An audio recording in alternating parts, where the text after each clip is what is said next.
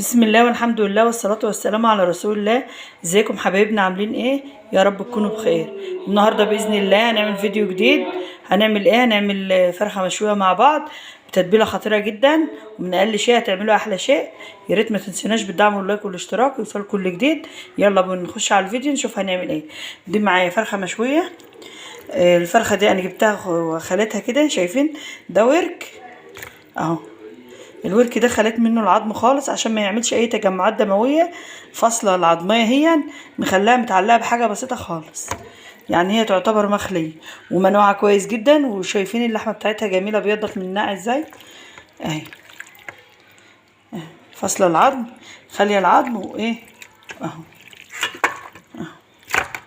ومكسراها بحاجه تقيله عندك، اي حاجه تقيله معاكي ان هي تخلي اللحم تفردها معاك، تفردي بقى الفرخة.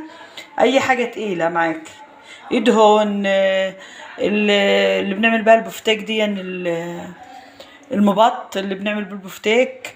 اي حاجة عندك تقيلة كده وتضغط عليها بالراحة عشان اللحم ما يتفتفتش. فدي الفراخ بتاعتنا منقوعة كويس ومتصفية ومتشفية اهي. تاني حاجة معايا بقى الخلطة بتاعتها الجميلة اللي هتخلي الطعم بتاعتها تجيب طعمها، يجيب ريح اخر الشارع. اللي هي معايا علبة زبادي صغيرة سادة، زبادي لايت، زبادي اي نوع اهي. طماطمايه، بصلايه صغيرة، قرنين فلفل او شطة، فصين توم، ملح، فلفل كمون، واي بهارات انت عايزة تحطها دي حاجة براحتك. الحاجات دي احنا هنحطها في الخلاط. هقشر البصلة واغسلها والطماطم والشطة ونحط عليها الزبادي، وهجيب ليمونة ومعلقتين خل. هي دي الاضافات بتاعتنا في الفرخه المشويه، بتخلي التتبيله خطيره وروعه وجميله. هنغسل الحاجات دي واجيب الليمون واجيب الخل ونعمل خلطه في الخلاط. وهنعمل الخلطه نضربها ناعم جدا بحيث ان الخلطه تشرب، الفرخه تشرب. ويا ريت تسيبها اكبر وقت عندك، يا ريت لو مثلا قبلها بساعتين، قبلها بليله، وغطاها بستريكش في التلاجة، هتبقى جميله جدا كده حبايبي. الخلطه اللي انا ضربتها في الخلاط اهي جميله، نعمتها خالص. دي التتبيله بقى هنحطها على الفرخه كده. الفرخه دي طبعا مكسره عظمها اهو.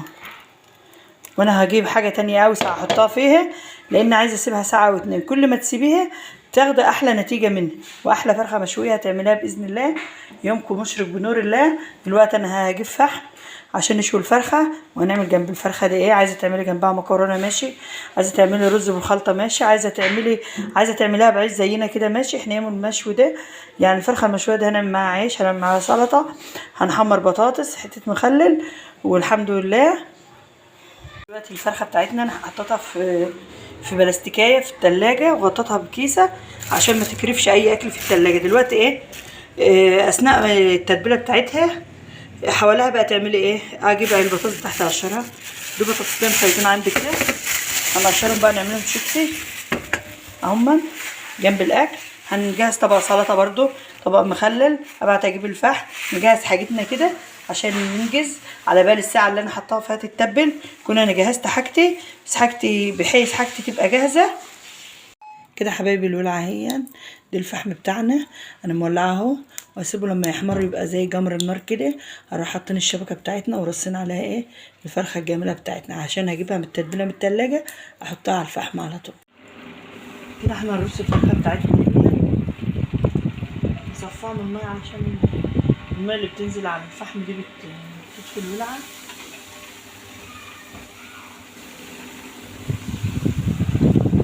هنسيبها بقى على الهادي كده تستوي على ما نقلل من على ما انا اجهز الطبق الطحينه والسلطه ونقلي البطاطس ونطلع مخلل ونجهز حاجتنا. كل الشغل على الهادي كده. اتفضلوا معانا كده. الفراخ بتاعتنا استوت اهي، انا هطلعها بقى. دي الفرخه بتاعتنا كده حبايبي. اخر حاجه هعملها السلطه والطحينه عشان السلطه تبقى صبحه كده. ده خيار، بصل، طماطم، شطه. هعمل السلطه بتاعتنا، ودي معلقتين طحينه هما هنخفهم برضو معاكم عشان تبقى الاكله بتاعتنا جاهزه. ونحمر كده حبايبي ايه. طبق السلطه بتاعي جاهز اهو، حطيت عليه ملح وكمون ومعلقه خل عشان السلطه فيها بصل. وكده يبقى طبق السلطه خلصت منه. معايا معلقتين طحينه اهو هجهزهم. عايزين ايه معلقتين الطحينه؟ ما عايزين معلقه خل، ازازه الخل هاخد منها معلقه خل. وعايزين ليمونه، وعشان انا هحط فيها فص توم واحد فص توم على الطحينه، حط سنه كمون وملح بسيط لان الليمون مزز والخل مزز، فالملح ده تدوقي الاول وبعدين تظبطي الملح. وفص توم واحد بس احطه دلوقتي. انا بدق الفص التوم مع سن الكمون اهو يا جماعه في ارضيه الهون اهو، علشان يبقى ناعم ما يجيش تحت اسنانك وانت بتاكلي في الطحين، يبقى ناعم زي الطحينه كده. يبقى نعمه مع التوم، لان التوم مع الكمون هما الاتنين صديق بعض يعني. اما لما تحط الاكل توم يبقى لازم تحط كمون عشان بقى الانتفاخات والتقلصات والحاجات دي. دلوقتي احنا هنعمل ايه اهو، الطحينه بتاعتنا هي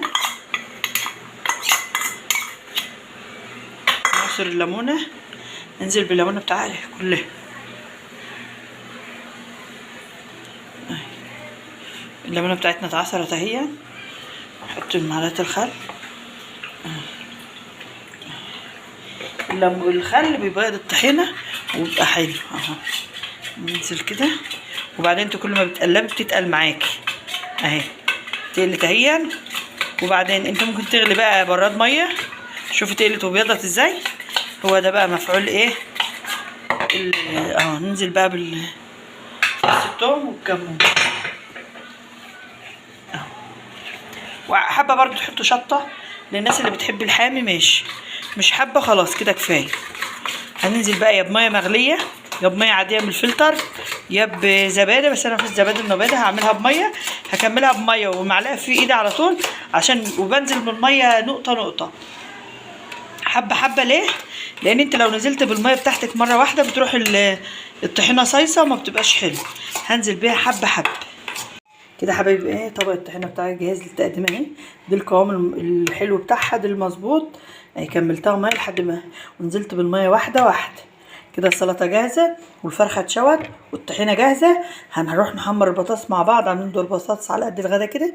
طلع عيش دلوقتي. انا حاطه الزيت يسخن، ولما الزيت يسخن هنحط الدور البطاطس بتاعنا دي نحمره وبعدين نقدم الاكل مع بعض. خليكم معانا ويا ريت يا جماعه ما تنسوناش في الدعم واللايك والاشتراك، يوصلكم كل جديد ان شاء الله. ويا رب فيديو النهارده يكون عجبكم حبيب قلبي. انا كده خلصت. دي الفرخه المشويه بتاعتنا، دي الطحينه، دي السلطه الخضراء، دي العيش بتاعنا، ده طبق الشيبس اللي احنا قلناه، طبق بطاطس المحمره، ده ليمون مخلل. وده كانت الوجبه بتاعتنا النهارده او الغدا او سفرتنا النهارده. يا رب تكون عجبتكم. من فرخه واحده عملنا احلى غدا، وتفضلوا معانا والف هنا وشفا لكم. يا ريت ما تنسوناش ويا ريت اللي يعجبوا الفيديوهات بتاعتنا ما ينساناش بالدعم واللايك والاشتراك، يوصلوا كل جديد باذن الله. والسلام عليكم ورحمه الله وبركاته.